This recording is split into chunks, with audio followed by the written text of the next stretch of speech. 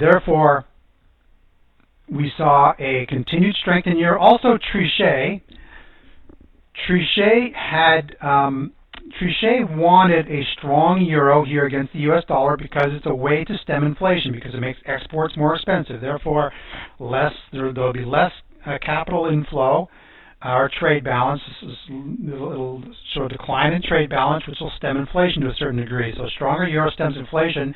Because of the credit situation in the U.S., they didn't want to beat the U.S. dollar down into oblivion by raising rates rapidly. So what happened on this particular day was when the IFO Business Sentiment Survey came out negative, profoundly negative, as well. Trichet had some modestly dovish comments that came out, and what it did was the market said this, okay, I'm in the market, I have tens or hundreds of millions of dollars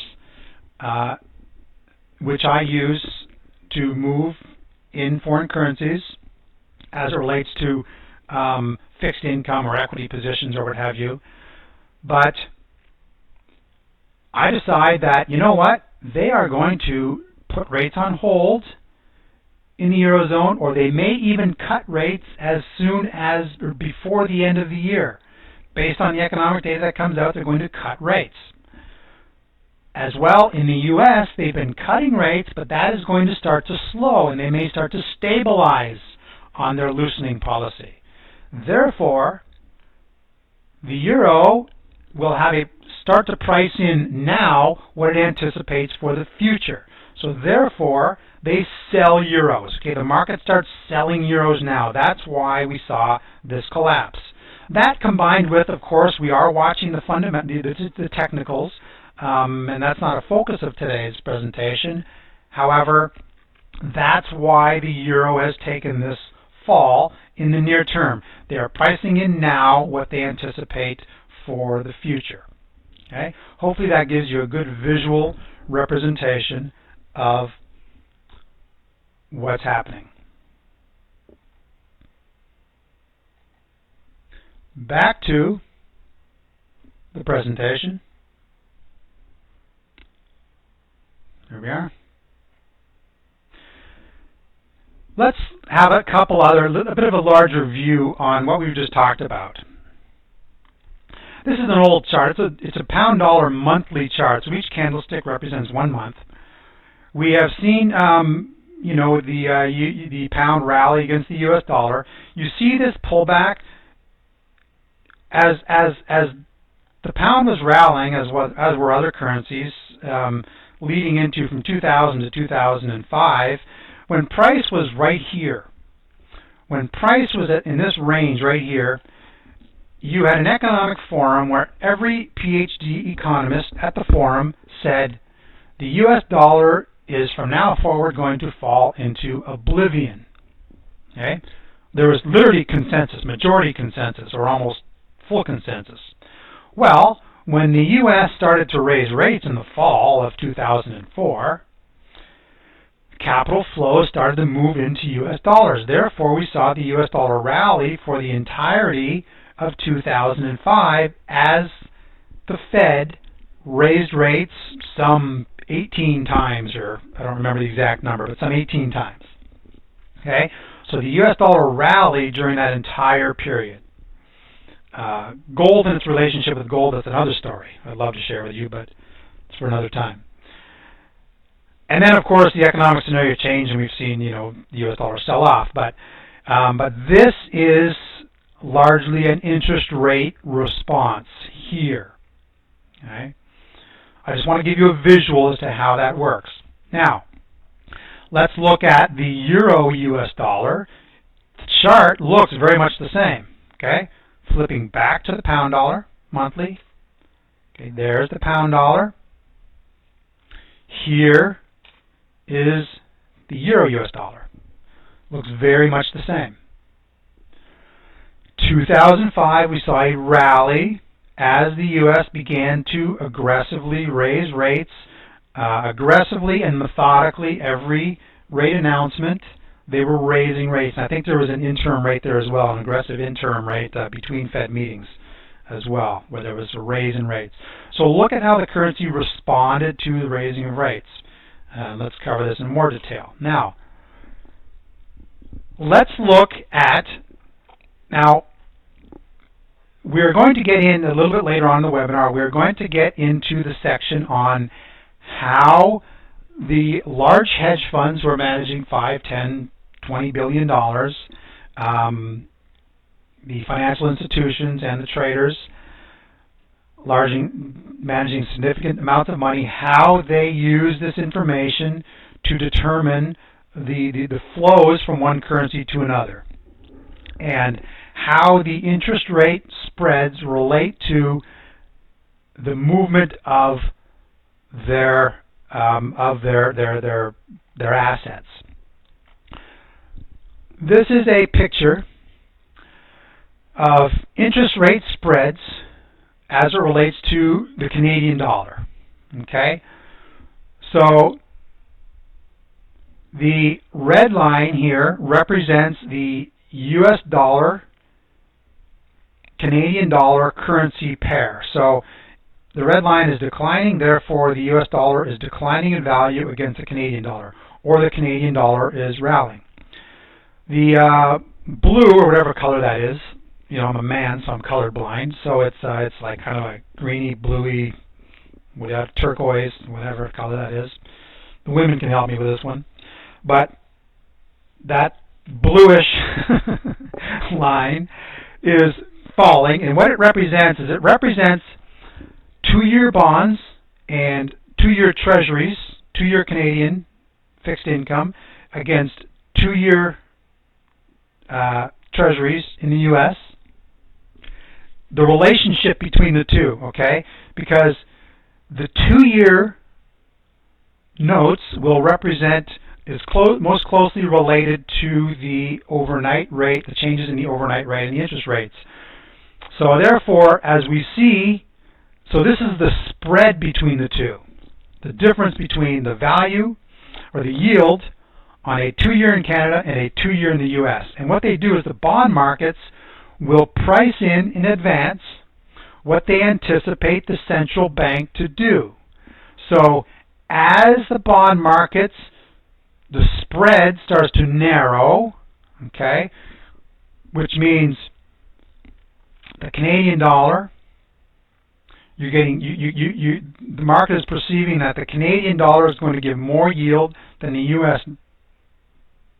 fixed income. So we see the yield, we see a decline in the interest rates here, the market pricing in a decline in rates in the U.S. versus the Canadian dollar, and you see how the currency relationship moves with that decline, okay? As the bond markets, because the fixed income markets are the fixed income markets have they have a capital flow from other currencies into the currency of that fixed income. So therefore, you're going to see that fixed income increase in you're going to see the market has to buy the currency to invest in that fixed income. So if they think the Canadian fixed income is going to increase against the U.S. fixed income, they're going to move money from U.S. dollars into Canadian dollars.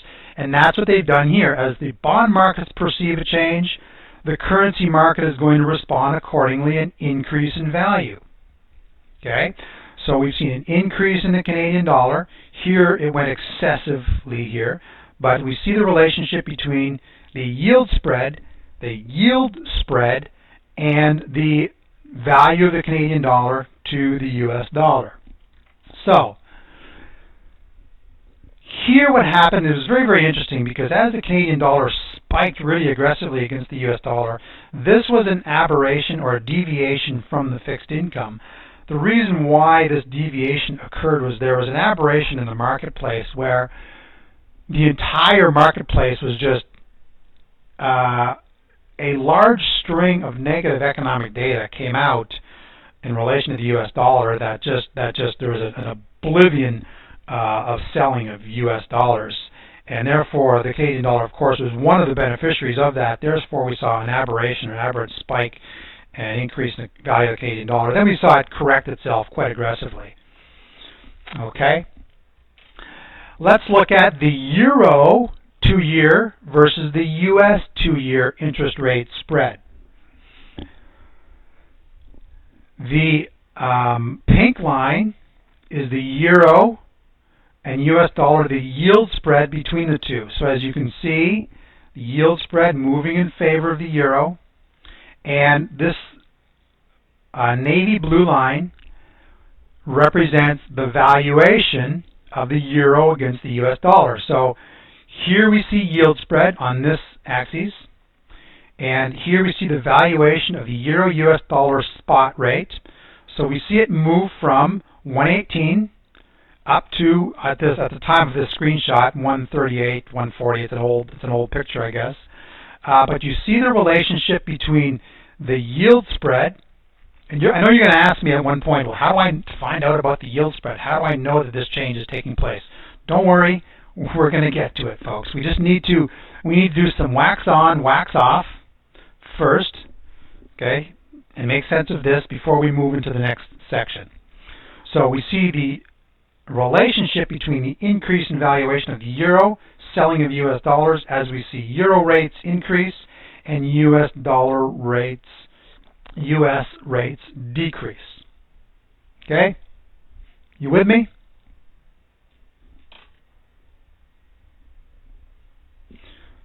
Pound yen 2-year yield spreads. Pound yen 2-year yield spreads. Look at the relationship between the yield spreads on the 2-year notes and 2-year JGBs, 2-year gilts, and 2-year JGBs. The dark line represents the 2-year spread. The gold line represents the valuation of the pound yen. So here we have valuation of pound yen on the left axis. On the right axis, we see the difference in the yield spread. And you see the relationship of price between yield spread and the currency pair. You see this aggressive fall here, this aggressive fall in pound yen price. This is very important. We saw an aggressive fall from 245, and if you go back to October, November, I don't remember the exact date, in Pro Traders Club, because you are all now a member of Pro Traders Club, if you go back to November, and thank you, Shirley, for putting together that spreadsheet on what information is detailed in the various Pro Traders Club. Shirley did a remarkable job. And in the Pro Traders Club, I said at 240, I said sell, sell, sell. Sell, sell, sell. But this was the credit crunch. It was the initial move of the credit crunch. It was the first signs of the credit crunch. It was actually the actual fall was directly related to funds redemption, fund redemptions, and that's a whole other. I could talk an hour on that alone. But this was fund redemptions. But it was the first sign. So obviously, the currency pair was relating to an aberration in the environment, and then yield spreads followed in this case. But normally yield spreads and price will move in similar tandem. So here we see again the relationship between yield spreads and price. And if you look at the consistency between these two in history, and if you're trading in the foreign exchange market, you need to know this. And you need to understand it, because if you understand these core fundamentals driving the trend, you are going to have an enormous advantage over the marketplace. And if you understand the fundamentals driving the trend, you know what direction to trade on your intraday basis, on your trend following basis, on your larger position sizes, or the longer term trading objectives. Here's another. This is a dollar Canada 2 years, and we've actually seen this one already, but in a slightly different perspective. But it's US dollar Canada, we've seen this one already, but here it is again. Treasury notes. Let me see here. Treasury notes.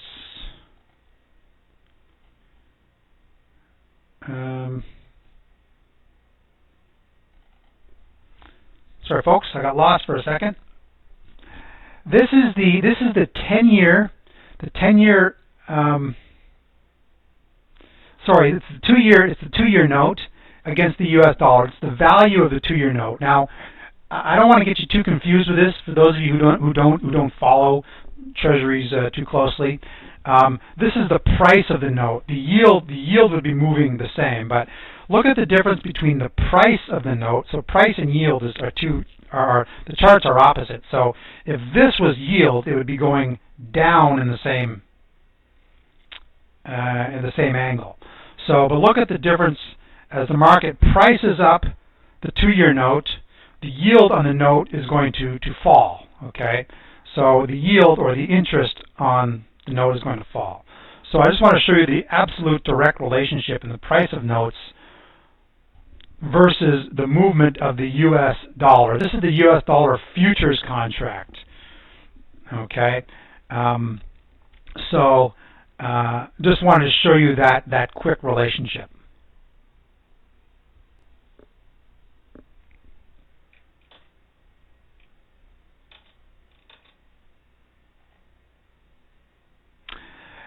Here's Euro, U.S. dollar, and spreads again. You see the relationship, the current relationship. This is with the 10-year note. So the relationship again fairly consistent. Here's the 10-year note in the pound U.S. dollar. So you can see that there's a close relationship between the 2-year. But I'm just giving you this as background. Or we're gonna have. I'm not asking you to study the 10-year note movement and the 2-year note movement. There's going to be an easier way to do it that I'm going to show you. Okay, but here once again the relationship and the movement of price and the rate spreads of the currency pairs, the rate spreads of the interest rate fixed income. Dollar yen. Again, look at the similarity in the movement in dollar yen versus price. This is just a scale of that's produced by like a bank, and they just give you what the market has priced in on the various currency expectations. And when the announcement is due, and what the expectation is for the next rate announcement. They're anticipating, for example, against the Canadian dollar, basically 47.5 basis point cut, which means half point cut. Basically, it's rounded out. But this is some statistical or mathematical formula they come up with 47.5. They're not going to cut rates by 47.5 basis points. They'll cut it by 0.25 or 0.5 or 0.75 or a full figure. So this just gives a rough estimate of what they're expecting in the next 12 months. So what the currency market does is it starts to price in now what they expect in the future. Okay. Again, don't worry about all of this. This is just, again, it's more wax on, wax off, giving you pieces of information that are important, but there's going to be an easier way for you to track it as it relates to your trading. So don't get too out of sorts here. New Zealand dollar, US dollar monthly chart, starting in 2000 up to, not quite today. This is an older chart. Economic growth is increasing. Interest rates are increasing. Capital flows move into New Zealand dollars, out of US dollars. Hey, if you're going to give me 8.25% overnight rate and certain higher risk, fixed income like AAA bonds or AA fixed income, you're going to give me 9% or even 10%, then hey man, I'm not going to sit on my US dollars collecting 2%. I'm going to sit on New Zealand dollars and collect 10%. The risk, of course, is the valuation in the change in the currency cross valuation. If they're experiencing economic growth and have high interest rates in New Zealand, then you can anticipate a higher probability of increase in capital appreciation of the New Zealand dollar against the US dollar because economic growth and interest rates are driving the pair up. So a nice move from 40, 45 all the way up to, now we're in the 75 to 80 range. You see the relationship, folks? Can you see the relationship between economic growth and interest rates and the valuation of currency pairs? We're going to tighten this up a little bit and get more into detail.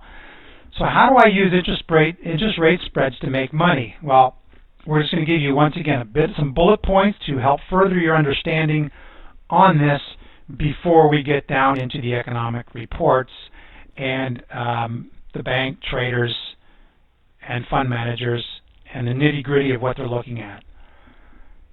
What I recommend is you take 10 minutes a day to read a daily overview in the form of bank reports, which I'm going to show you where you can get bank reports, foreign exchange reviews from various websites, Bloomberg TV, or one of your other preferred information sources, to get a feel for what direction the market expect rates to move in the various regions and relate it to the current day's FX price moves. That, combined with short-term data releases, short-term economic reports, short-term fundamental announcements that I covered earlier, this will cause the market to trend with market expectations until the expectation is priced in. The expectation of a market to trend or of a market move, that expectation is going to cause price to move until it is what's called priced in. Okay?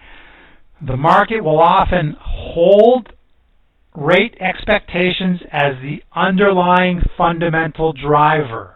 Okay?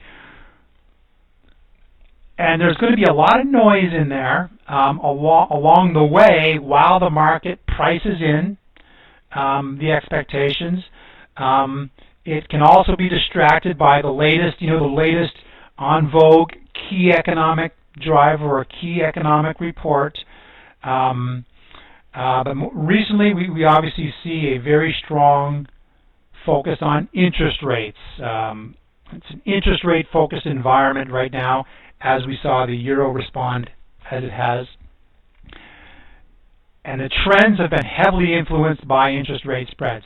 Look, the market doesn't say, oh, look, the euro's at 160.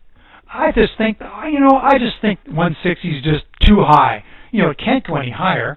My goodness, I think that, maybe it's a short here. I think it's going short here. Yeah, well, I think it's going to go to 165. Well, I think that, we're overbought, oversold.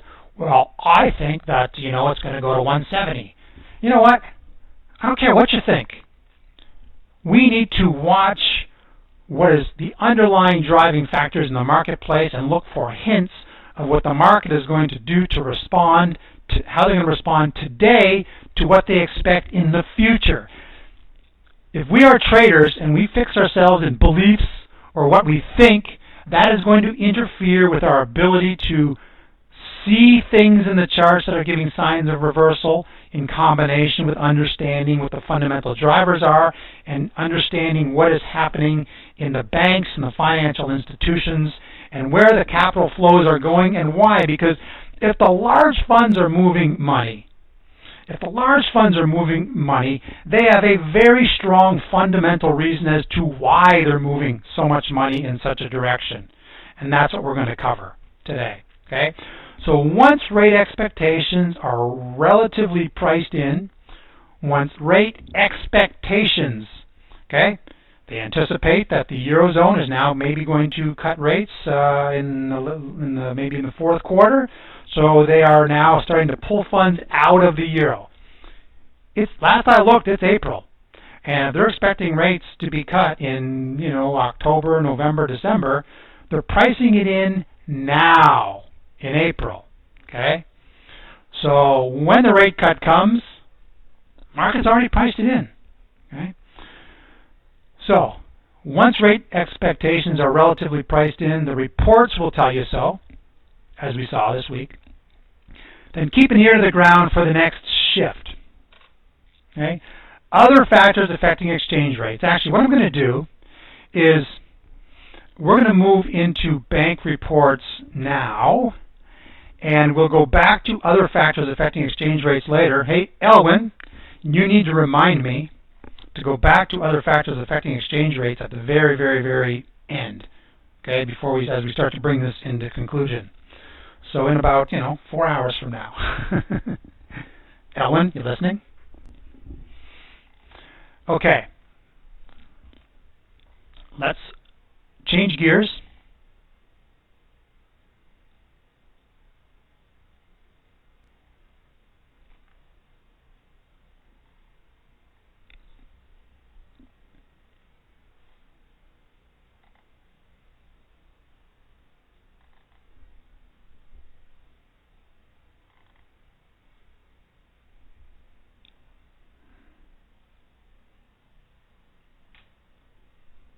Oh, I just realized I forgot to read you guys the risk disclaimer.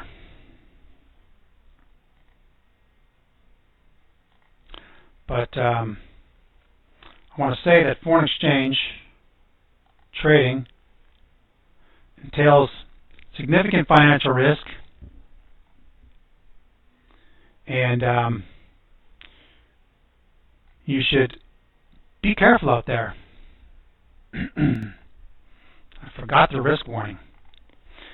Okay, we are waiting for the economic report to show up.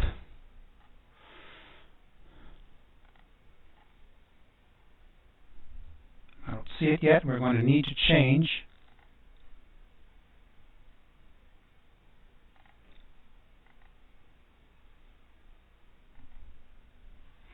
Okay, kids. It's a figure of speech, okay? Don't be offended. It's just a term I used to use with my team, and I'm from a family of 8 kids, so that may help you to understand why I do some of the things that I do and say the things that I say. And, all right.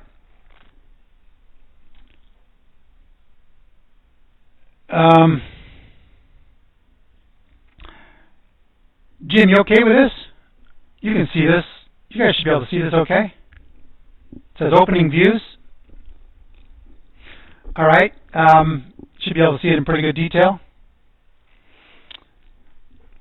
Oh, 8 kids. Jim, you from a big family? We used to beat each other up all the time, and it was fun. I wouldn't trade it for anything. Okay. This is the way it works is like this. In the banks, they have a foreign exchange, what do they call, trading desks or dealing desks. So they've got a whole department. Now, in the financial, in the various sections of the bank, they have analysts. They've got huge teams of analysts, economists and analysts. The analysts will go out and they'll do research on what is happening in the environment, what the fundamentals. They will integrate what's happening on a short-term fundamental basis. They will take into consideration the short-term the short-term fundamentals that are the present-day fundamentals, the news releases that took place yesterday or previously in the week, and the news releases that will take place today and tomorrow and later on in the week. And they will take into consider all of these facts. So they will look at the microeconomics, as well as the macroeconomic picture. And what they do is they compile the information into an easily readable format for the trading desk, for the bonds desk, the equities desk, the fixed incomes market, the FX market, and then so they will combine that they will put that information, assemble it, and they will give it to the various desks. So some of it will lean more towards FX, and so the FX analysts will customize the information and send that information off to the FX desk, and to the traders and to the dealers. So they'll give you a microeconomic viewpoint as well as a macroeconomic viewpoint. Furthermore, they will also provide them with some technical analysis, which we'll view later.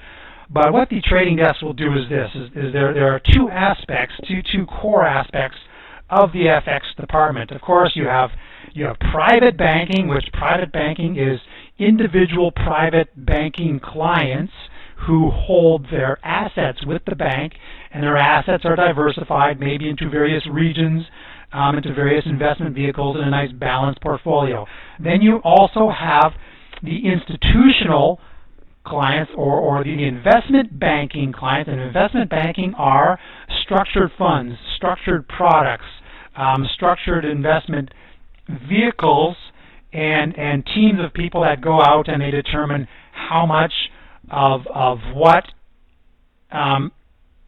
investment or instrument that they want to purchase and assemble into a package or a fund that will be suitable for their private clients and for other investment clients. So in the investment bank, of course, you're going to have, so let's break it down into the trading desks. Now, you've got internally, you will have proprietary traders. Now, the traders will be given assets by the bank, maybe $500 million, $1 billion, to trade for the bank. In some cases, in these banks, they'll often start them out with maybe $30, $50 million to see how they do. So you have proprietary traders whose intention it is to trade money to trade in the FX market to make money for the bank. That's the idea, is to go into the foreign exchange market and suck money out of the accounts of other traders in the bank. Siraj, are you the only one losing sound? How's the sound?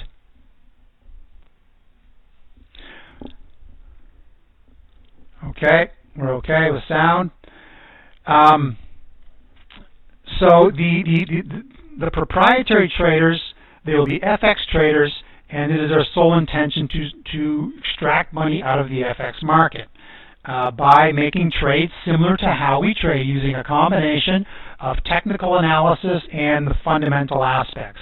That's proprietary trading. Now, the dealing desk, so the proprietary traders will go through the dealing desk to make their deals. They'll either do it online or by phone, and they'll have a multitude of bank feeds that they can choose from.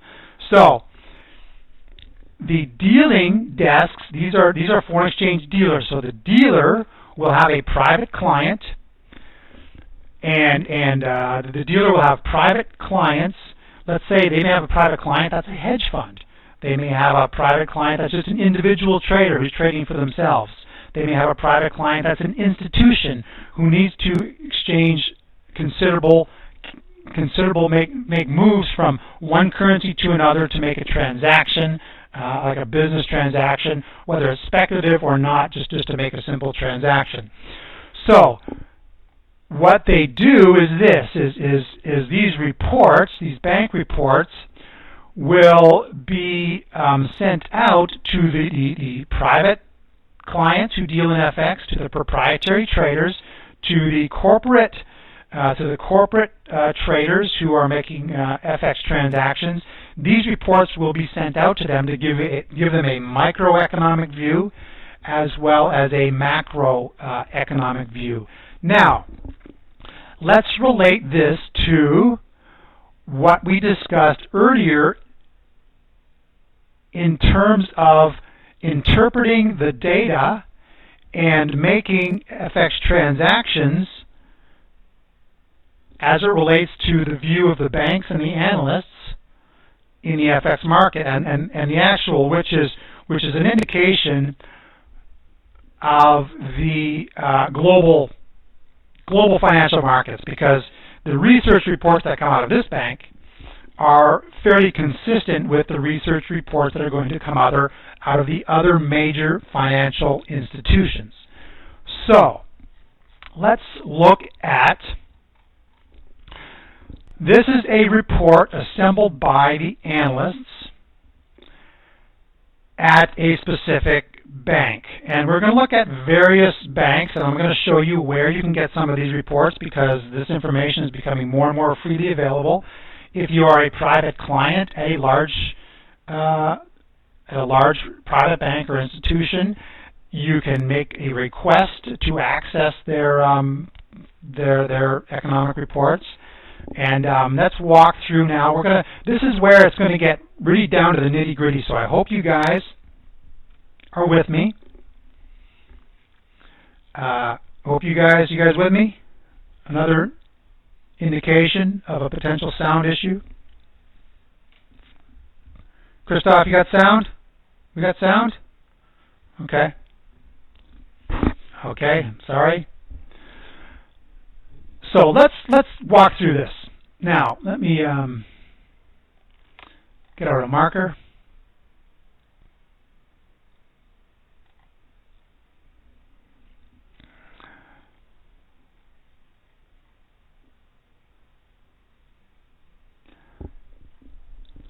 What we want to do is this, we want to focus on, if this is a bank report being released by the research team in the bank, and they are bullet pointing points that they believe to be important, then the fact that we are sitting, most of you are sitting at your home, in your desk, sitting in front of charts, watching the candlesticks, go higher, the candlesticks are going lower and higher, and you made a trade based on certain technical parameters that you've deemed as a parameter that you believe has placed you in a position where there is a higher level of probability that price will do such and such versus XYZ.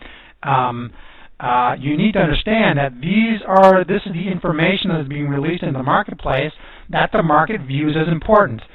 So if the intellectual capital of the private banks view this as important, and they're releasing the information to hedge funds, institutions, proprietary traders, corporations, then we need to understand that this information has a likelihood of impacting the market. And what we're going to focus on is consistent themes that exist in the marketplace, and we are going to drill this through your heads as we go on throughout the day, as long as it takes.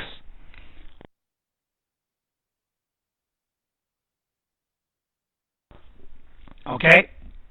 Now,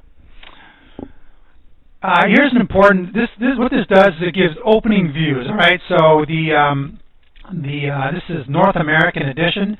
So what they do is they'll release reports before the Asian market, some banks before the Asian markets, but generally before the European session and before the North American session. Some of them before the Asian session as well. The Singapore banks before the Asian sessions as well. Well, I mean, all the banks have presence in Singapore, but some banks before Asian session as well. So here, this is just the opening general views. This is what's happened overnight that the market should be aware of. Just bullet points of what has happened overnight. Now, German factory orders, okay, relatively inconsequential economic report, but just so you're aware, German factory orders came down weaker than expected. So I just make just a mental note of it. German factory orders down, okay, whatever. It's not a market mover. It's just a general, just third consecutive decline, which starts to show it's a precursor to some weakness in the market. Third consecutive decline in total factory orders. For the first time since 2001. So we're starting to see that Germany is becoming a little bit weak-kneed, okay? And this is April the 4th, and I've tried to take reports. You'll see that they're as close as possible to current environment so that you can see how recent price relates to what we've seen, the fundamental aspects in the marketplace. The ECB's Constancio joins Wellink in saying that it looks like the U.S. is in a recession. Okay, mental note. All right, so members of the ECB recognize that the U.S. is in a recession, as much as the U.S. doesn't want to admit that they're in a recession because of all of the interpolitical factors and a multitude of reasons why they would not actually want to use, the Fed may not want to actually use the R word. Okay, the ECB is recognizing that the U.S. is in a recession in light of all of the all of the BS that's and the smoke and mirrors that's coming through the financial networks in the U.S. This one's important since I trade Australian dollar. RBA Governor Stevens comments slightly dovish.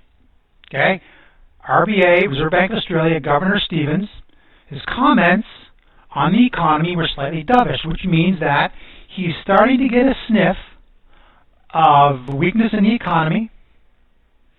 And look at this. While he said that he couldn't promise that rates,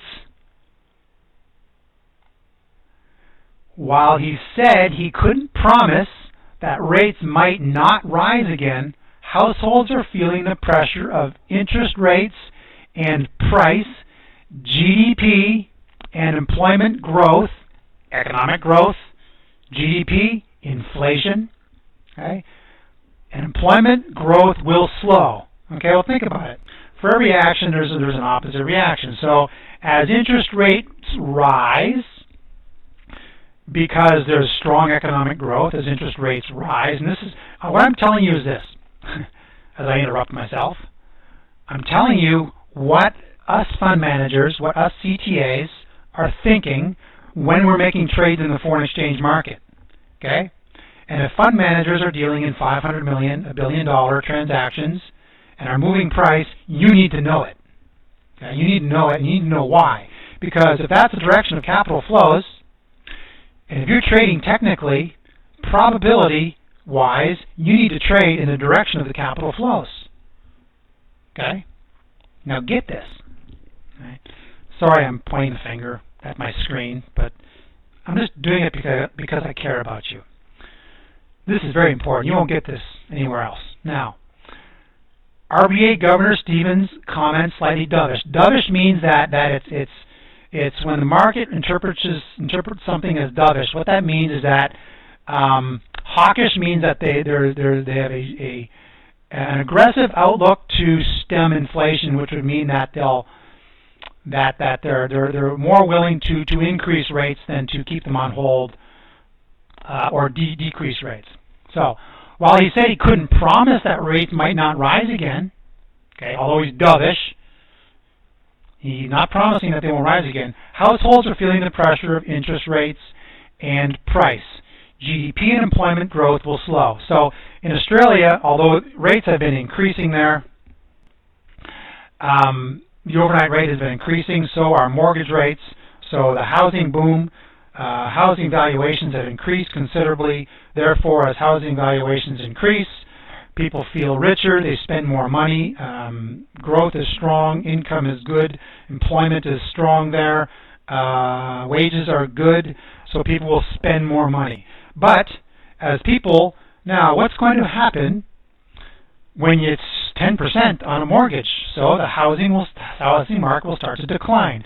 Prices in houses will start to level off or maybe decline somewhat or flatten out because it costs more as rates increase, costs more for a mortgage and more to borrow money, and therefore the housing market will start to slow, and so will other economic factors start to slow. So this is what he's saying here. Okay, this is what's being said. Now let's move down this report. So this is a report that I would view as it gets released throughout the trading day. FX strategy. So this is a news release that is sent out to their traders, to the institutions, to the fund managers, to the CTAs, the private banking clients. This is what I'm reading on a day-to-day basis that's going to have a fundamental impact on the direction as I see the market. So from a macro view, it will help me to understand how I want to position myself, and maybe from a micro view, the help me to determine the intraday flows. Okay, so FX fundamentals. Now, if the analysts are writing this information down, you need to see it as important as well. So, with the market now pricing the April 29th FOMC meeting, which is when? Next week. The market is now pricing the April 29th. So they're pricing it now. The date of this release is April the 4th. Okay? They're pricing in now the FOMC meeting as most likely to produce a 25 basis point cut rather than 50 basis point move. Okay? So on April the 4th,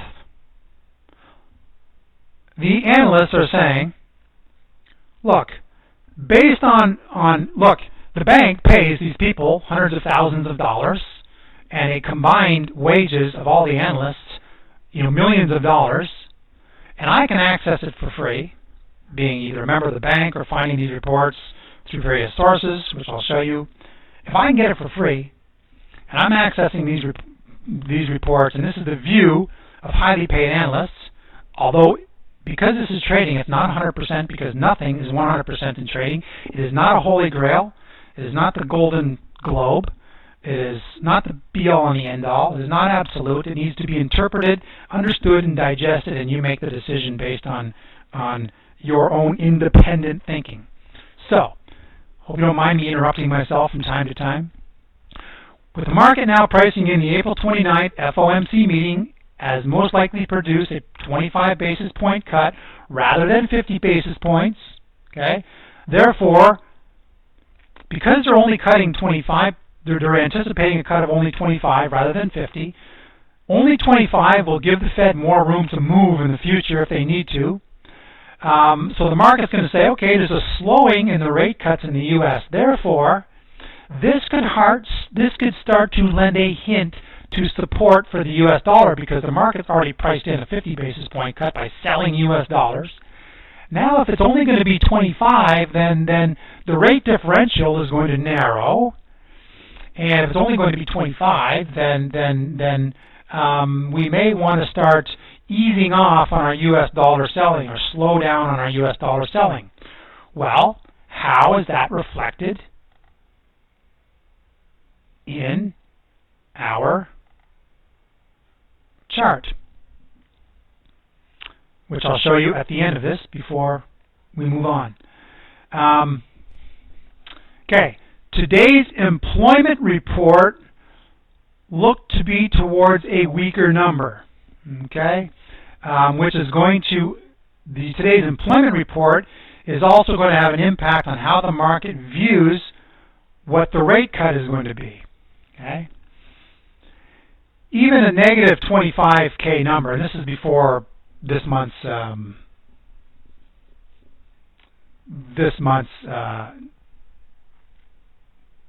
report, okay? Even a minus 20, this month's non-farm payrolls. But even a minus 25K number in line with our forecast could not be expected to entirely remove the prospect of a 50-point cut in rates. So there should be relatively little upside to the U.S. dollar, even if there is reasonable data, okay? The idea here is this, is that, look, this is how the large funds are viewing what impact this report is going to have on the U.S. dollar from a larger curve perspective, okay? And I don't care how they trade.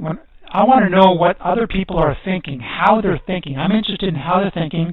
I will digest the information based on my own independent thinking and get a feel just so I don't need to interact with the market in such a way that I'm immediately responding to this information.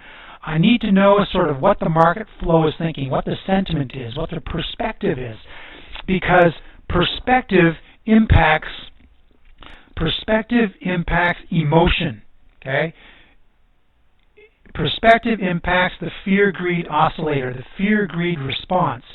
Its perception of what the market is going to do as to how it responds, not what actually happens.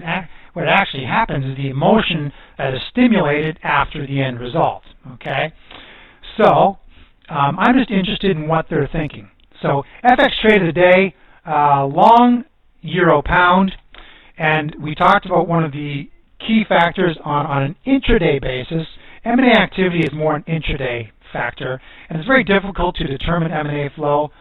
For anyone to determine M&A flow, but long euro GBP M&A flow may have helped pull it lower, but little reason for significant pound recovery given lower rate expectations. Okay, this is critical, folks.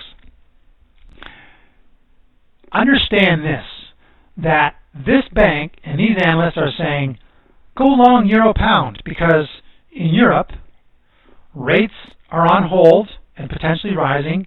In the UK, rates have been, the market is now anticipating cuts in the UK, rate cuts. M&A flow, sure, it helped prop up the pound in the short term, but there's little reason for significant pound recovery because the market is expecting rates to go lower in the UK. Therefore, the market's going to keep selling pounds, and they're going to keep buying euros because of stronger rate expectations, okay, versus lower rate expectations, so they're pricing in now what they expect. Let's go to a chart. Stay with me now.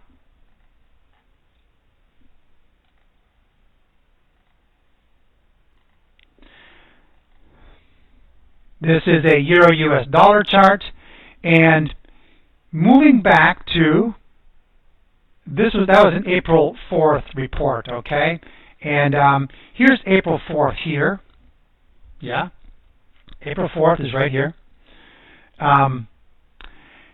This is when the market was saying that the US dollar was potentially moving into a bottoming scenario, as I mentioned earlier. And when you go through this a second and third time, this is going to start to come together for you. It's a lot of information for the first time around, but this is when the market was pricing in a slowing of US dollar, US rate declines. Okay, a slowing of US, so that means a potential bottom in the US markets, but we're looking for further confirmation. Then we had the big one come out here in the IFO and the Trichet comments here, pulling euro down because of the anticipation, the expectation that they are likely to hold on any the market's expectation is for the ECB not to raise rates and to maybe cut rates as early as by the end of the year. Let's look at euro pound, okay? As it relates to our last comment, here's a euro pound chart. Waiting for it to come up. Here's a euro pound chart. They were saying that the M&A flow gave us a short-term correction, and this was on April the 4th. But the fact is that the Eurozone rate expectations are hawkish, bullish, whereas in the UK, the market has been pricing in rate cuts. Therefore, look for the euro pound to continue to rally. The euro pound has been rallying because of the negative economic data that has flowed out of the UK as it relates to housing, retail sales, labor, and so forth. Negative reports out of the UK, positive reports out of the Eurozone. Therefore, economic growth in the Eurozone, economic stagnation or decline in the UK, therefore holding rates, raising rates in the Eurozone, declining rates in the UK, Therefore, the market, the money flows into the currency that anticipates an increase in rates. They anticipate in advance an increase in rates. In advance, what they're expecting in advance, based on the hints that are sent out by the central banks as it relates to market expectations for rate cuts or rate hikes, whether the central bank is dovish or hawkish, which is rooted in the short-term economic data, which is why we've seen the euro fall here, even against the pound. The euro fall against the pound as it related to ECB comments were modest and dovish, and the tone of the business sentiment survey from Germany was strongly negative, which means that there is a sense that there is a slowing in business activity. Therefore, the ECB is not likely to continue to hike rates. The market has priced it in here. Now they're starting to price in a potential cut in rates later in the year. And on that note, we are going to take a break, and I'm going to answer your question about how it affects COT data when we come back. Thanks, Jeff. I apologize for the questions that have gone by, but let's take a break.